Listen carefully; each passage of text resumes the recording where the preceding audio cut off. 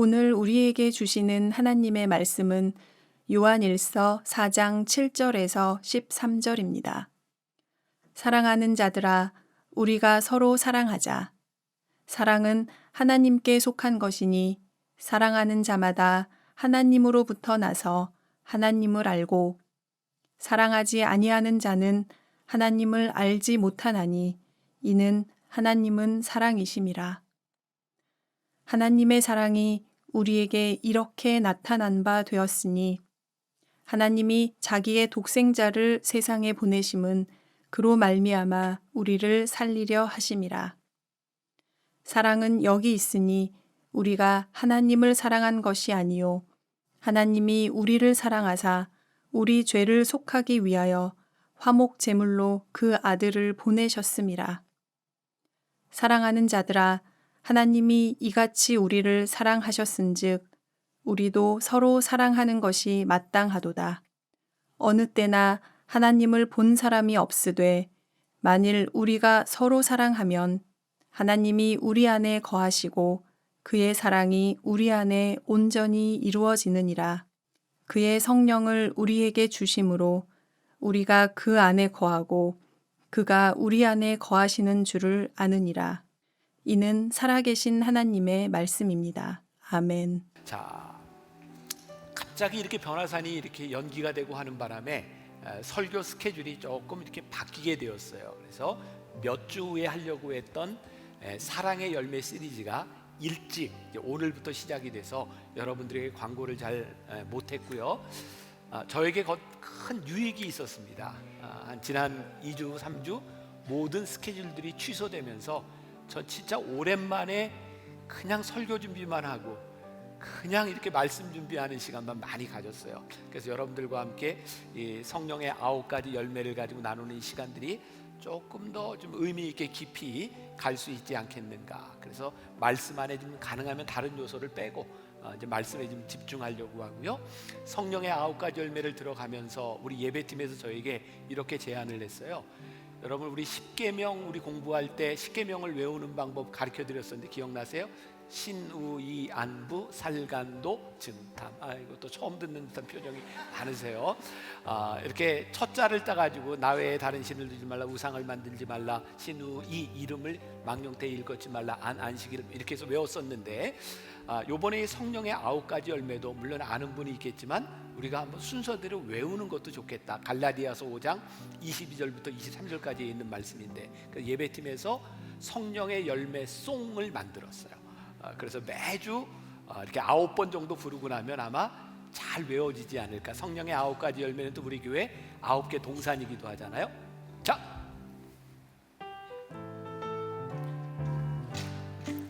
사랑이라 화평 인내 자비 양성 충성 온유 절제 맺어요. 사랑이라 화평 인내 자비 의리 맺어요. 양성 충성 온유 절제 맺어요. 네, 아는 분도 있고 모르는 분도 있겠지만 어제부터 예배를 드리는데 여러분들이 제일 못해요. 자, 한번 잘 따라해 보세요. 우리 다 같이 우리 찬양팀과 함께. 사랑이라 화평 인내 자비 양성 충성 온유 절제 맺어요. 사랑이라 화평 인내 자비 우리 맺어요. 양성 충성 온유 절제 맺어요. 한 번 더. 사랑이라 화평 인내 자비 양성 충성 온유 절제 맺어요.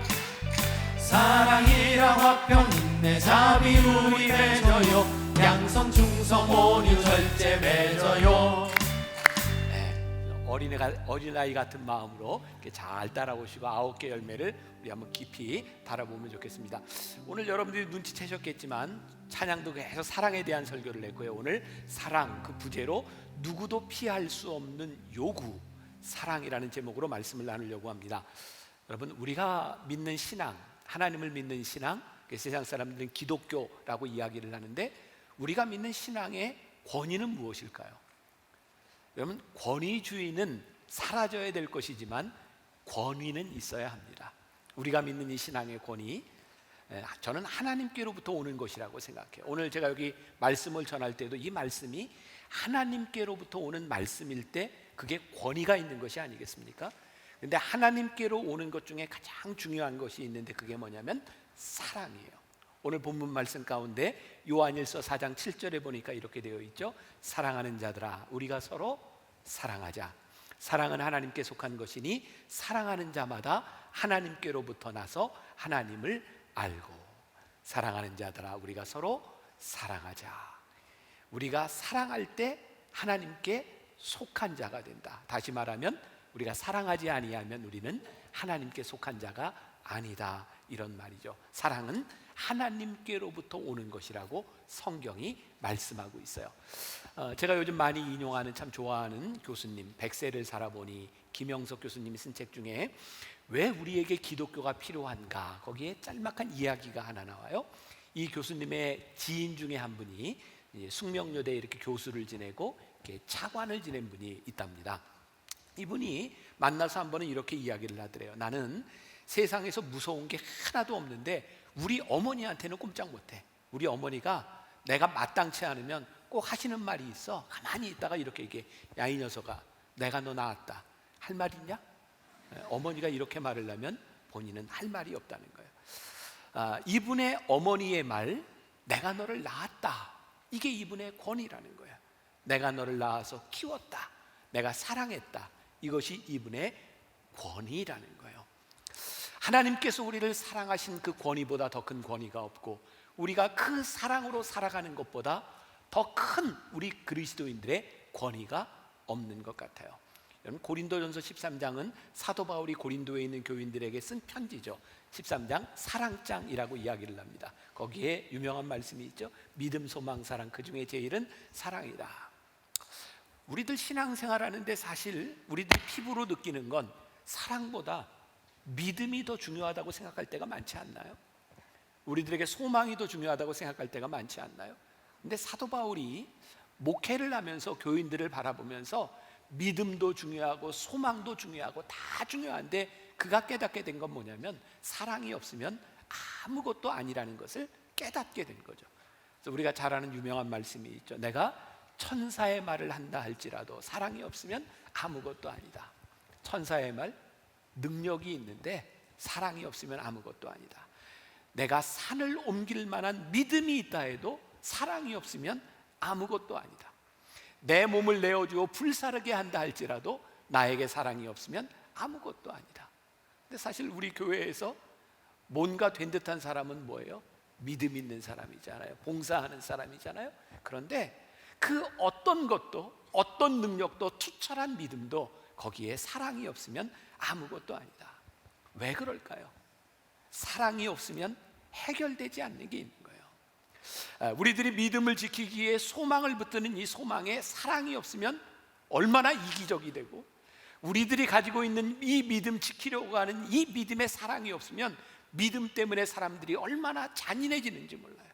우리는 기독교 역사를 통해서 믿음을 가진, 믿음을 지키려는 사람들이 서로 죽이려 했던 역사도 우리는 보잖아요. 하나님은 사랑이라고 말씀하시는데 하나님을 믿고 있는 우리들에게 사랑이 없으면 그것이 얼마나 잔인해질 수 있는지 몰라요. 우리는 요즘 정의를 많이 이야기합니다. 정의 굉장히 중요한 겁니다. 정의가 실현되어야 되죠. 근데 저는 정의보다 더 강력한 것이 사랑이라고 생각해요.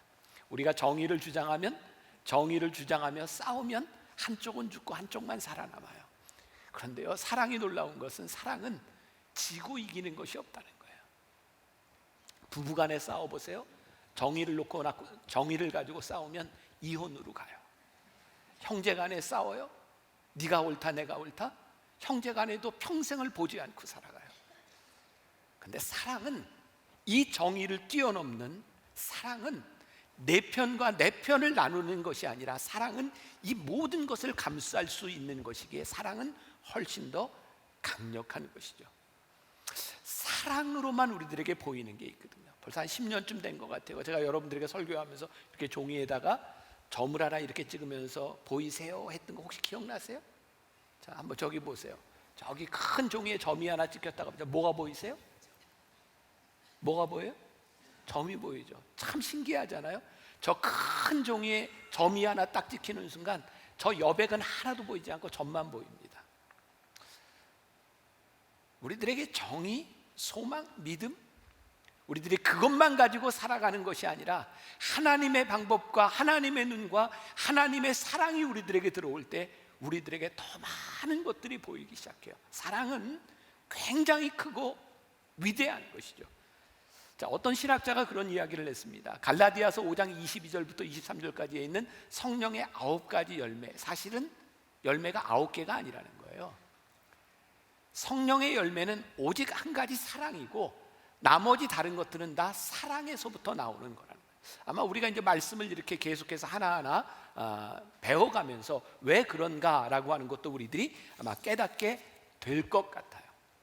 이번 성령의 9가지 열매 시리즈는 우리 묵상팀들과 함께 제가 많은 이야기를 나누었어요. 제가 설교를 미리 좀 이렇게 준비하고 묵상팀에게 어떻게 생각하는가 묵상글을 좀 나눠보자. 이 사랑에 대해서 이야기했을 때 묵상팀들이 나눴던 이야기예요. 이 사랑이라고 하는 이 위대한 주제를 가지고 나누는데요, 사랑을 가지고 인류 평화와 이렇게 인류 공존, 이렇게 전쟁, 이런 이야기를 하는 사람이 하나도 없었어요. 이 사랑해 가지고 사랑의 열매를 이야기하는데 다 그게 주변에 있는 사람들과 가족에 대한 이야기더라고요. 한 분은 이런 이야기를 했어요. 집에 이제 엘리베이터를 타기 위해서 이렇게 딱 서 있는데 사람이 많은 거예요. 줄을 서 있는데 타려고 하는데 옆에서 딱 새치기를 하고 들어온 사람 때문에 본인이 못하게 된 거예요. 화가 나는 거예요. 근데 나는 예수 믿는 사람이니까 화를 낼 수 없는 거예요. 그 순간 하나님께서 이런 마음 주시더라고요. 너에게 멋진 다리에 근육을 주지 않았니? 걸어가. 그래서 이렇게 걸어가면서 그때 하나님으로 인하여 난 이렇게 사는구나, 그런 느낌도 나누어 주셨고, 한 분은 이렇게 남편이 교회를 다니지 않을 때 남편과 함께 많은 감정의 대립, 힘든 시간들을 지나갔다는 거예요. 근데 그때마다 하나님께서 주시는 마음이 네가 남편을 위해서 참아야지. 그리고 지금은 온 가족의 교회를 함께 다니면서 이것이 주님의 방법이었구나 라고 하는 것을 깨닫는다는 거예요. 어떤 장로님은 이런 이야기를 나눠주셨어요. 고등학교 때 예수님을 믿고 예수님을 영접하고 살았는데 청년 때 믿음을 떠나 있었대요. 근데 결혼을 하는데 지금 권사님, 예수 믿는 권사님, 예수 믿는 가정과 결혼을 하다 보니 교회를 다니게 되었고, 그 교회는 아주 스트릭하게 이렇게 좀 교리를 강조하는 교회였대요. 이제 제사에 대한 문제도 그렇고 주일에 관한 문제도 굉장히 강하게. 그래서 이분은 결혼하고 나서부터 이제 제사를 드리는 일에 대해서 아주 단호하게 이제 처신을 한 거죠. 명절에 모이면 부부가 함께 가서 우리는 절을 하지 않습니다. 그리고 버틴 거죠. 집에서 이렇게 용납을 해줬대요. 그런데 문제는 절을 하지 않는 것까지는 좋은데 이제 산소를 가자 그러는데 산소에 가면 거기서 또 젖을 내야 되니까 절을 해야 되니까 우리는 못 갑니다 라고 버텼는데 그 부모님과의 사이가 갈등이 생긴 거예요. 그러고 났는데 이분은 이제 집으로 간 게 아니라 어머님 집에 가서, 부모님 집에 가서 오실 때까지 집을 다 치워놓고 음식을 다 해놓고 기다리고 있었대요. 그때 부모님이 오셔서 이렇게 얘기를 하더라고요. 야, 너 어떻게 이렇게 할 수 있니? 예수 믿는 힘이니? 나도 한번 교회 다녀볼까? 그때부터 부모님이 교회를 다니기 시작했다는 거예요. 그런 이야기들이었어요. 사랑에 대한, 사랑의 열매에 대한 이야기를 하면서 그들이 이야기했던 것은 옳고 그름에 대한 문제를 가지고 싸웠던 이야기가 아니라, 내 주장을 관철시키기 위해서 싸웠던 이야기가 아니라, 내가 하나님을 믿고 하나님의 사랑을 아는 사람이니 이 사랑으로 어떻게 살아가야 될까를 가지고 고민했던 이야기들을 하고 있었던 거예요. 오늘 이 사랑에 대한 이야기는 우리들이 함께 살아가는 우리 가족에 대한 이야기고 우리들의 삶에 대한 이야기인 거예요. 이 사랑의 정체성, 이 사랑의 능력은 무엇인가? 성경이 이렇게 이야기하고 있죠. 오늘 10절 말씀 같이 봅니다. 시작. 사랑은 여기 있으니 우리가 하나님을 사랑한 것이 아니요 하나님이 우리를 사랑하사 우리 죄를 속하기 위하여 화목제물로 아들들을 보내셨습니다. 사랑은 여기 있으니, 우리가 하나님을 사랑한 것이 아니라 하나님이 우리를 사랑하사 우리 죄를 속하기 위하여 화목제물로 그 아들을 보내셨습니다. 이 사랑의 근원이 뭐예요? 하나님이 우리를 사랑하신 그 사랑이 여기 있으니, 하나님의 사랑이 여기 있다라고 말씀하고 있어요. 제가 오늘 말씀의 부제, 사랑이라고 하는 제목의 말씀의 부제를 누구도 피할 수 없는 요구라고 했는데, C.S. 루이스라고 하는 유명한 변증 신학가가 이런 말을 했습니다. 우리는 에로스에 의해 태어나고, 에로스는 아시죠? 스토르게에 의해 양육되고, 스토르게는 양육하는 부모의 사랑이에요. 필리아에 의해 성숙되고, 형제 친구 간의 사랑, 그리고 아가파의 사랑으로 완성된다. 우리는 태어나면서부터 죽을 때까지 어떤 사랑인지는 모르지만 그 사랑과 관계되어 있어요. 그런데 오늘 우리들에게 이야기하는, 성경이 우리들에게 이야기하는, 오늘 요한일서 4장이 이야기하는 이 사랑은 아가페라고 하는 말이죠. 우리가 잘 아는 하나님의 사랑, 무조건적인 사랑을 우리들에게 이야기하고 있는 거예요. 자, 어느 책에 보니까 성령에 속한 사람이라고 하는 책인데, 이 사랑을 설명하는 좋은 이야기가 하나 있어요. 여러분들에게 한번 설명을 해볼게요. 예전에는 그런 일이 종종 있었던 것 같아요. 이렇게 큰아버지, 작은아버지, 이렇게 형제간에 있는데 한 집안에 아들이 없으면 그 집에 양자루 하나 줘, 그래서 주고. 옛날엔 그런 거 있었죠. 그리고 이게 뭐 얼마나 보편적일 수 있을지 모르지만 어떤 친한 친구 목사님 둘이 있었는데요. 한 목사님은 아들만 5이고요, 한 목사님은 딸만 있었대요. 둘이 친한데 어느 날 이야기하다가 아들이 5인데 나 하나 양자로 줘, 그랬더니 목사님 그러지 뭐, 그래서 주기로 했대요. 그리고 주기로 하고 생각을 해봤는데, 이제 문제는 집에 와보니 이 5 아들 중에 누구를 줄지도 고민이 되고, 사모님하고 이제 해결해야 되는 문제도 있고, 어쨌든 5 아들이 쭉 자는 모습을 보면서 어느 아들을 줄까 심각하게 고민을 했대요. 책에 나오는 이야기예요. 큰 아들을 보는 순간, 장남은 안 되지, 장남이니까, 이런 생각이 들더래요. 둘째 아들을 이렇게 보는데 이게 아들 중에 제일 똑똑한 아들이라 얘는 집에 놔둬야 될 것 같더래요. 셋째 아들을 보는데 이 셋째 아들은 이 5 아들 중에 자기를 닮아서 잘생긴 거예요. 나 닮은 아들을 줄 수는 없잖아요. 4번째 아들을 보니까 이 4번째 아들은 늘 병치레를 하는 아들이에요. 마음이 아린 거예요. 얘는 내가 키워야지, 아픈데. 그리고 막내 아들을 보니까 막내는 못 주지. 그래서 아무도 줄 아들이 없다는 거예요. 그 순간 이 목사님에게 요한복음 3장 16절이 떠올랐대요. 하나님이 세상을 이처럼 사랑하사 독생자를 주셨으니. 하나님의 사랑이 이런 사랑이었구나. 여러분, 아가페의 사랑을 우리들이 이유 없는 사랑이라고 이야기하잖아요. 저는 새벽에 이 말씀을 묵상하다가 저에게 이유 없는 사랑만큼 이유가 많은 사랑이 없구나, 이런 생각이 들었어요. 잘 이해가 안 되죠? 저에게 어떤 말씀이 어떻게 묵상이 되었냐면, 아버지가 아들을 보면서 이놈은 장남이라 못 주고, 잘생겨서 못 주고, 아파서 못 주고, 이 아이를 무조건 사랑하는 이 아버지의 마음속에 무조건 사랑하고 포기할 수 없는 이유가 다 있는 거예요. 하나님께서 우리를 사랑하사, 이처럼 사랑하사 독생자를 주신 하나님께서 무조건 사랑하셨던 그 사랑이 어떤 사랑이냐면, 우리들 하나하나를 보면서 내가 너를 보니 내가 네 인생을 포기할 수 없다.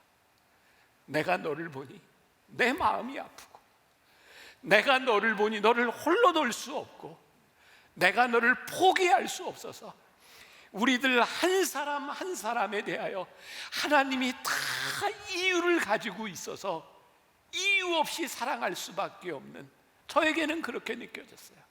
다 충분한 이유가 있어서 이유가 없는 것만. 요한복음 13장 34절부터 35절까지 말씀이에요. 우리 같이 한번 봉독해 볼게요. 새 계명을 너희에게 주노니 서로 사랑하라. 내가 너희를 사랑한 것 같이 서로 사랑하라. 너희가 서로 사랑하면 이로써 모든 사람이 너희가 내 제자인 줄 알리라. 새 계명을 너희에게 주노니 서로 사랑하라. 내가 너희를 사랑한 것처럼 서로 사랑해라. 요즘 교회 안에서 이 사랑이라고 하는 말이 참 많이 사라져가는 것 같아요. 왜? 어렵고 힘들어요. 그런데 우리 예수님께서 말씀하셨던 게, 제자들을 3년 동안 데리고 다니시면서 말씀하셨던 게 뭐냐면, 너희가 서로 사랑하면 이로써 모든 사람이 너희가 내 제자인 줄 알리라. 오늘 사랑이 여기 있으니, 사랑이 하나님께 속한 것이니, 우리가 서로 사랑함을 통하여 하나님께 속한 자임을 알 수 있을 텐데 어쩌면 우리가 이 사랑을 많이 잊고 살아가고 있는 것은 아닌가. 우리에게 요구하는 이 사랑, 우리를 사랑하신 하나님의 사랑에서부터 시작됐다. 자, 말씀을 조금 정리해요. 요한일서 4장 11절부터 12절까지를 읽어보세요. 자, 같이 봅니다. 시작. 사랑하는 자들아, 하나님이 이같이 우리를 사랑하셨은즉 우리도 서로 사랑하는 것이 마땅하도다. 어느 때나 하나님을 본 사람이 없으되 만일 우리가 서로 사랑하면 하나님이 우리 안에 거하시고 그의 사랑이 우리 안에 온전히 이루어지느니라. 우리가 사랑할 때 우리에게서 하나님이 보여요. 그 사랑이 마땅하다. 그런데 이 마땅한 사랑이 쉽지 않아요. 그 사랑으로 하나님이 어떤 분이신지를 드러내는 게 참 쉽지 않아요. 좀 우리 신앙생활이 어렵게 느껴질 때가 언제인지 아세요? 사랑하려고 할 때인 것 같아요. 우리의 신앙에 고민이 없다는 것은요, 우리들이 사랑하려고 하지 않을 때인 것 같아요. 언젠가 제가 어떤 분 신방하면서 그런 얘기를 들었습니다. 목사님, 저 이사 갑니다. 왜 이사 가냐면 제가 예수 믿는 사람으로, 교회 다니는 사람으로 살아가면서 저 앞집에 정말 잘했어요. 책 잡히지 않으려고, 하나님 믿는 사람이 어떤 건지 보여주려고. 근데 더 이상 못하겠어요. 힘들어요. 저희 집 1층에 교회가 붙어 있어요. 만나교회. 엘리베이터를 타는 사람들이 서서 엘리베이터를 기다릴 때마다 교회를 바라보는데 저 힘들어서 못 살겠어요. 그래서 저 이사 갑니다. 우리가 교회에 속한 것이 문제가 아니라 그 교회를 바라보며 우리가 하나님께 속한 자이기 때문에 우리가 서로 사랑하는 것이 마땅한 그것 때문에 거기에 사는 게 너무 버겁고 힘들다는 거예요. 마땅한 사랑을 하며 살아가는 것이 그렇게 쉽지 않아요. 그런데 우리가 어떻게 그 사랑의 열매를 가지고 살아갈 수 있는가? 전 제일 중요한 게 우리가 하나님 앞에 이 사랑을 받는 하나님께서 너희가 나를 사랑한 것이 아니라 내가 너희를 먼저 사랑했어. 그래서 내 아들을 화목제물로 보내주었어 라고 하는 이 믿음의 확신이 우리들 가운데 있지 않으면 우리는 이 사랑으로 살아가기가 참 힘든 거예요. 다시 요한일서 4장 10절 말씀 봐요. 사랑은 여기 있으니 우리가 하나님을 사랑한 것이 아니요 하나님이 우리를 사랑하사 우리 죄를 속하기 위하여 화목제물로 그 아들을 보내셨음이니라. 사랑이 여기 있으니 그 사랑이에요. 우리들에게 이 확신과 믿음이 우리들에게 있는가? 만나교회가 이제 거의 40년을 다 거의 이제 지나가고 있는데 처음 개척 시절에 만나교회가 잠실과 송파 있던 시절에 저는 대학생이었어요. 그 당시 중고등학생들을 데리고 여름이면 이제 수련회를 이렇게 늘 갔던 기억이 있어요. 제가 지난 설에 집에서 옛날 이렇게 사진들 앨범들을 이렇게 보게 되었어요. 이거 지금 나이 드는 증거죠. 옛날 사진들 이렇게 보는데 그 사진 가운데 제가 대학교 때 찍었던 우리 교회 청소년부 아이들 데려가서 수련회 찍었던 제 사진이 있는데요. 제가 반바지를 입고 몽둥이를 하나 딱 들고 있는 사진이 있는 거예요. 이유가 애들이 얼마나 말을 안 듣는지, 그때 제가 이제 군기반장이었던 것 같아요. 제가 뭐 때리고 이런 거 아니에요. 그냥 몽둥이만 들었던 거예요.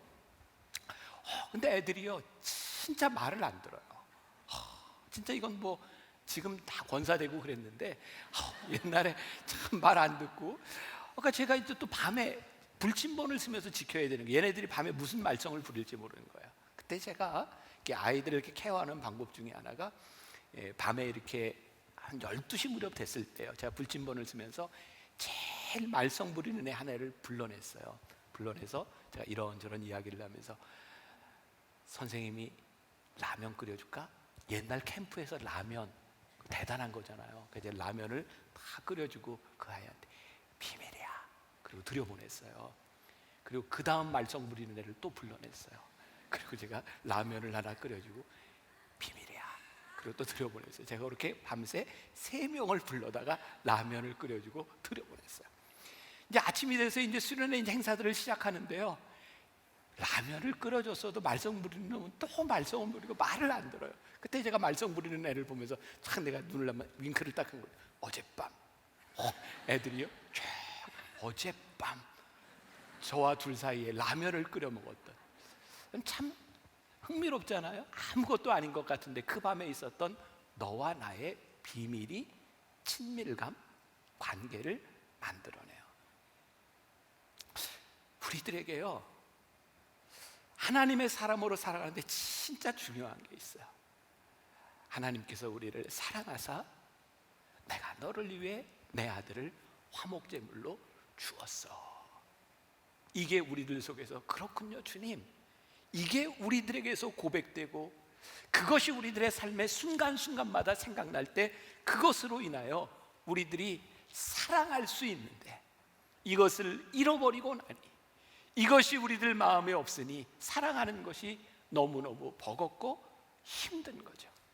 오늘 여러분들에게 그런 도전을 주고 싶어요. 하나님과 우리들 사이에 그 사랑의 비밀이 있는가? 말씀을 준비하며 읽었던 이야기 중에, 이게 아마 내용이 꽤 오래전 이야기인 것 같아요. 여기에 나오는 그 숫자들을 보니까 미국에 한 의사가 있었어요.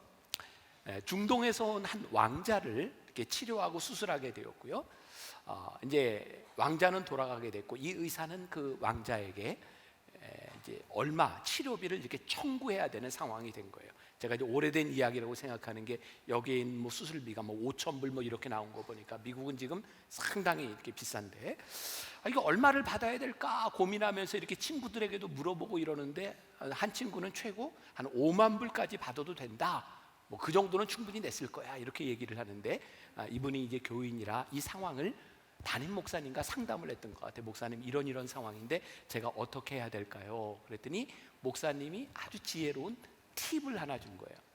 중동 왕실의 왕자들은 굉장히 이렇게 프라이드가 강하기 때문에 얼마를 내라 그러면 기분 나빠할 수도 있으니 청구서를 보낼 때 이렇게 보내라는 거예요.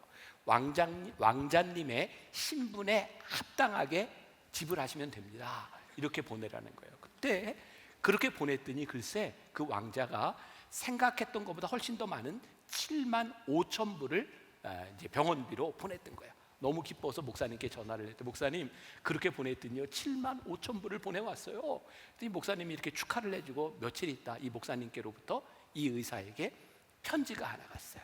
거기에 이런 글이 적혀 있었대요. 형제님, 당신은 하나님의 아들입니다. 하나님의 아들의 신분에 합당하도록 감사헌금을 하세요. 이렇게 갔대요. 여러분, 우리가 그냥 할 수 있는 일이 있고 우리의 신분에 합당하게 할 수 있는 일이 있어요. 우리가 프라우드하게 생각할 수 있는 내 삶의 자존심, 내 자존감, 그것은 우리의 신분이 어떠한가, 성경은 우리들에게 이야기하는데, 하나님의 사랑이 여기 있으니 너희가 먼저 하나님을 사랑한 것이 아니라 하나님이 너희를 사랑하사 그 아들 독생자를 화목제물로 우리들에게 주셨다는 그 사랑 안에서 너희들이 어떻게 살아가야 될지, 너희들이 그 사랑을 받은 존재로 어떻게 살아가야 되는지를 생각하고 그 사랑이 마땅하다고 이야기하고 있어요. 자, 오늘 11절 말씀에 보니까, 사랑하는 자들아 하나님이 이같이 우리를 사랑하셨은즉 우리도 서로 사랑하는 것이 어떻게 해요? 마땅하도다. 마땅하도다. 영어 성경에 보면 We ought to love라고 되어 있는데, 이 말은 must보다는 훨씬 더 강한 의미를 가지고 있어요. 사랑하는 것이 마땅하다. 여러분들에게는 어떤 느낌으로 들리세요? 마땅하다. 여러분, 골로새서에 보면 사도 바울이 골로새에 있는 교인들에게 이런 편지를 씁니다. 너희들에게 사랑의 수고가 있었다. 그리고 그들을 칭찬합니다. 사랑합니다, 이런 차원에 대한 문제가 아니라 그 사랑이 마땅하도다라고 하는 것은 그 사랑으로 인한 우리들의 수고가 있었다는 거예요. 사랑은 수고가 필요합니다. 사랑은 그냥 말로 되는 것은 아닌 것 같아요. 빌 하이벨스 목사는 이 사랑에 대해서 이런 정의를 냈습니다. 상대방을 당신보다 더 중요한 사람처럼 대접하십시오. 그것이 사랑입니다.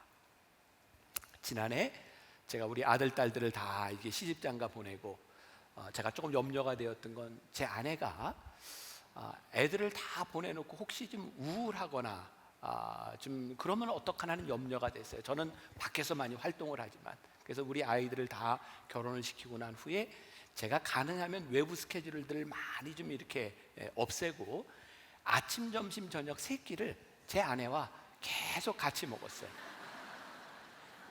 아니 근데 제가 지금 10시 예배 때도 그렇고 이 얘기를 하는데 여러분들이 너무 안타깝게 막 이렇게 얘기를 하셔서 제가 굉장히 당황스러운데, 진짜 제가 이렇게 얘기를 했더니 저에게 와서 그런 얘기를 해서, 목사님 그러다 큰일 납니다. 이렇게 사모님하고 세 끼 다 먹다 큰일 납니다. 그래요. 근데 제가 어제 예배를 드리면서 제 아내가 뒤에 있어서 제가 확인을 했어요. 아무 일 없지, 우리 잘 지내고 있습니다. 같이 세 끼 먹으면서. 근데 제가 이렇게 세 끼, 삼시세끼를 늘 같이 먹고 이렇게 다니면서 제 마음속에 한 가지 생각한 게 있어요. 제가 그렇게 좋은 아빠나 좋은 남편이 아니거든요. 근데 같이 지나면서 내가 내 아내를 위해서 어떻게 하면 도움이 될까? 제 마음속에 계속 그런 생각이 있어요. 물론 이렇게 생각을 하고 있지만 어떻게 만족하게 해줄 수 있겠습니까? 그런데 제가 제 아내와 함께 지금 지난 몇 달 동안, 그리고 요번에도 이 신종 코로나로 요즘 저 삼시세끼 계속 같이 먹고 있어요. 근데 참 좋아요. 우리 가정에 아무 문제 없어요. 근데 그 이유가 무엇일까? 사랑에 수고가 있어요. 제가 오늘 설교를 하면서 여러분들에게 할 수 있는 이야기, 하나님이 참 좋은 예화를 저에게 주셨구나. 사랑의 수고는 쉬운 것은 아니에요. 근데 사랑의 열매는 사랑의 수고를 통해서 우리들에게 오는 거예요.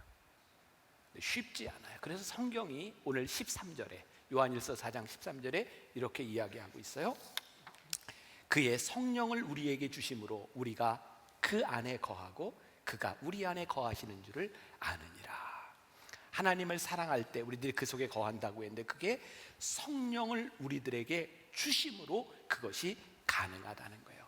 성령이 우리들에게 중개자가 되어서 성령께서 우리들에게 주시는 능력이라는 거예요. 그래서 우리들에게 필요한 게 있어요. 하나님의 사랑을 알고 하나님의 사랑에 수고를 하려고 하는 사람들에게 필요한 게 있어요.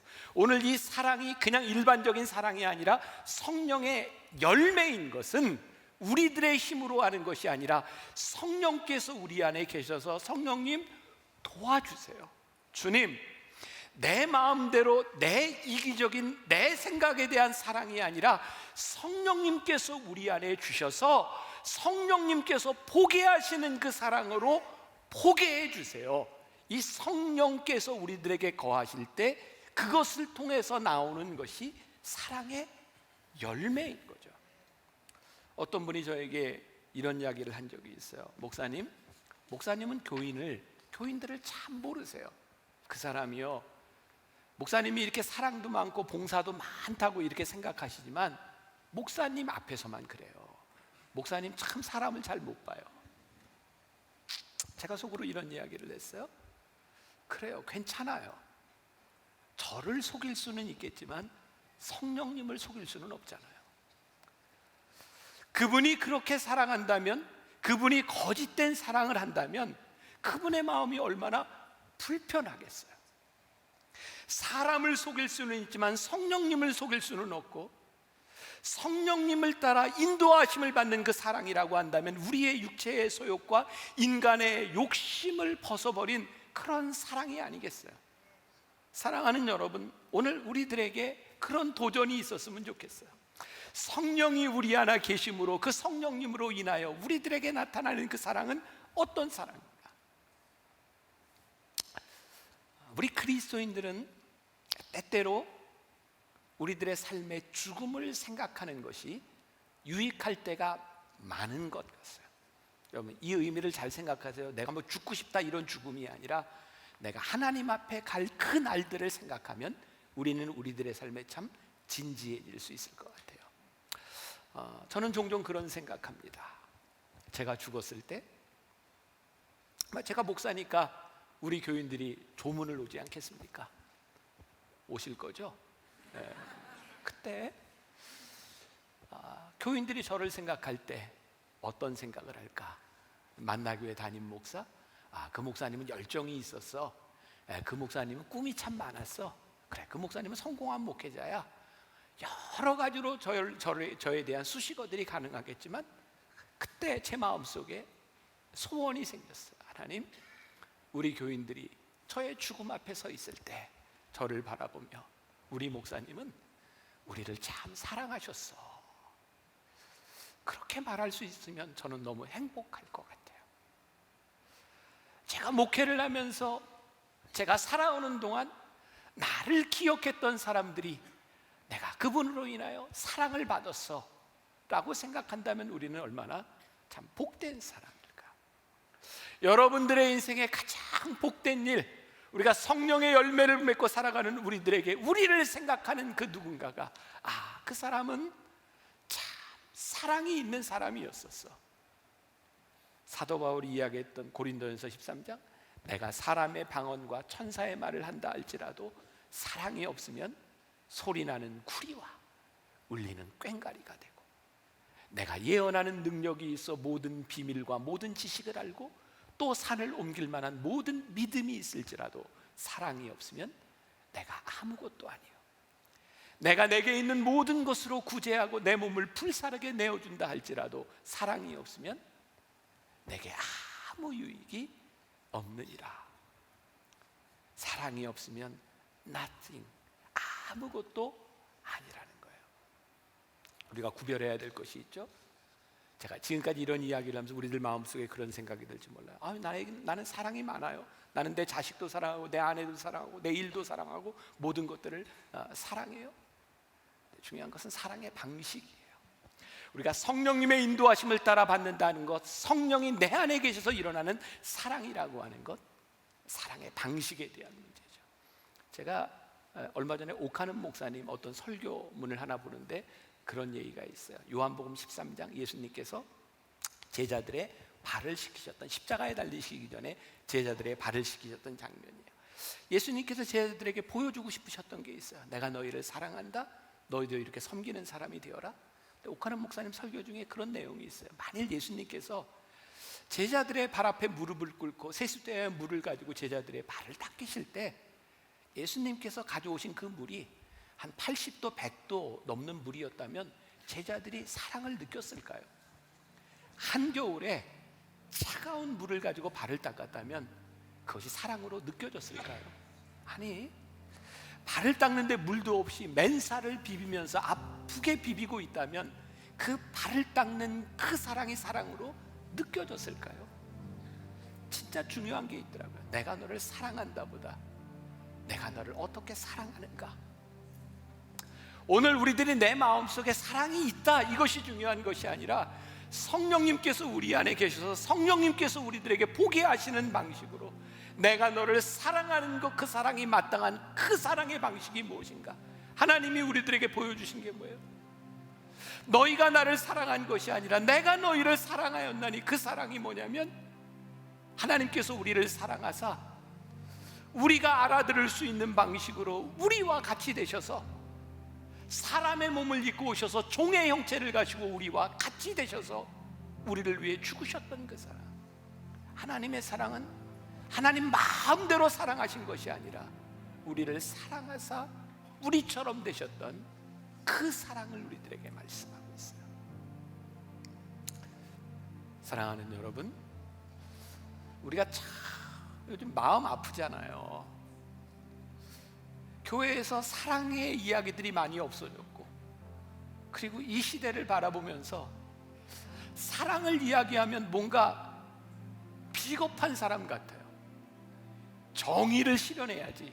근데 저는요, 우리 교회는 하나님을 믿는 사람들은 보수든 진보든 우리의 이념을 가질 수는 있지만 다른 이념을 가진 사람들을 사랑하는 마음이 없다면 우리는 그리스도인 아니에요.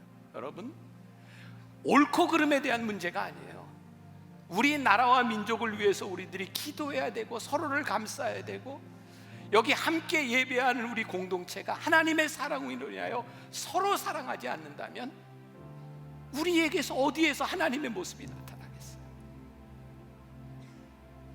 아주 신앙의 본질적인 핵심이 어디에 있냐면 하나님이 우리를 사랑하셨대요. 그러니 너희도 서로 사랑하는 것이 마땅하도다. 쉽지 않아요. 사랑의 수고가 필요해요. 오늘 여러분들 이제 다 예배를 마치고 여러분들의 삶의 자리로 지나가서 한 주간을 살아갈 때 여러분들에게 그 사랑의 수고가 있기를 주님의 이름으로 간절히 축원합니다. 사랑의 열매가 여러분들에게 있기를 간절히 소원하고, 우리가 그 열매를 가지고 다음 주에 이제 희락의 열매, 기쁨의 열매를 우리들이 나누게 될 거예요. 우리 함께 찬양하겠습니다. 다 표현 못해도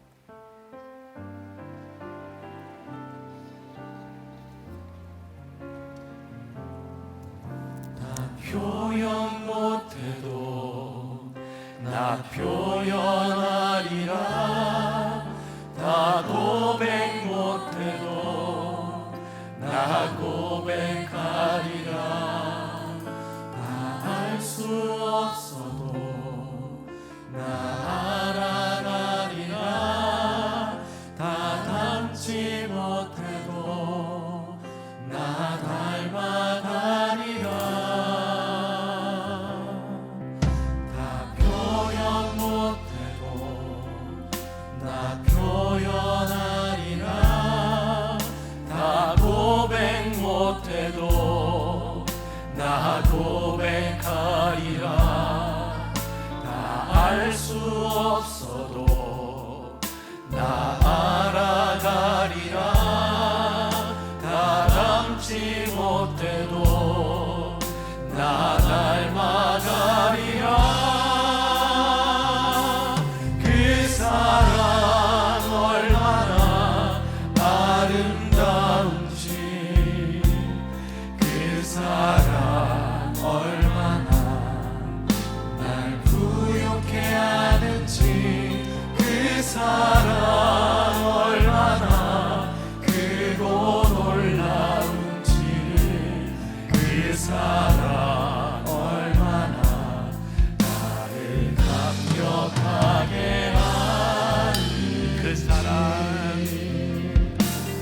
그 사랑 얼마나 아름다운지, 그 사랑 얼마나 날 부욕해 하는지, 그 사랑 얼마나 크고 놀라운지를, 그 사랑 얼마나 나를 감격하게 하는지. 그 사랑, 우리 함께 일어나 찬양하겠습니다. 그 사랑 얼마나 아름다운지, 그 사랑 얼마나 날 부욕해 하는지, 그 사랑 얼마나 크고 놀라운지를, 그 사랑 얼마나 나를 감격하게 하는지. 하나님의 사랑이 여기 있으니 우리가 하나님을 사랑한 것이 아니요 하나님이 우리를 사랑한 그 사랑이라고 말씀하고 있습니다. 우리가 사랑하는 그것이 마땅한 일인데 그 사랑의 수고가 쉽지 않습니다. 그래서 오늘 우리가 하나님께 기도하는 것이 있습니다. 성령님 도와주세요. 성령님 도와주세요. 우리는 참 이기적이고 자기중심적이고 우리의 방법대로 사랑할 때가 참 많이 있었습니다.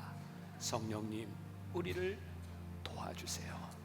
우리들에게서 성령의 열매가 맺혀지게 하여 주옵시고, 하나님의 사랑으로 인하여 우리의 삶에 사랑의 수고가 있는 삶이 되도록 주님 축복하여 주옵소서.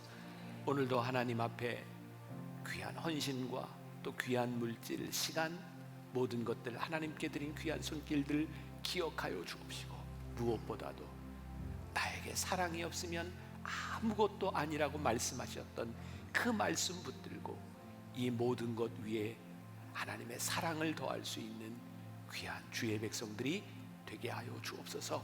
하나님, 참 어렵고 힘든 때를 지나갑니다.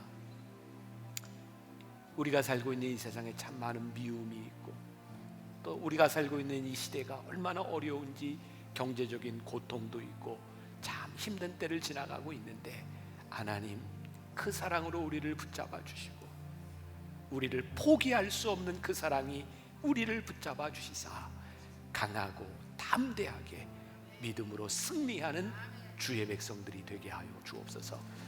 지금은 우리 주 예수 그리스도의 은혜와 하나님 아버지의 무한하신 사랑과 성령의 인도하심이 주님 사랑의 열매를 맺으며 사랑의 수고를 가지고 살아가겠습니다 다짐하며 나가는 당신의 사랑하는 모든 백성들 위해 지금부터 영원까지 함께 하시기를 간절히 축원하옵나이다. 아멘.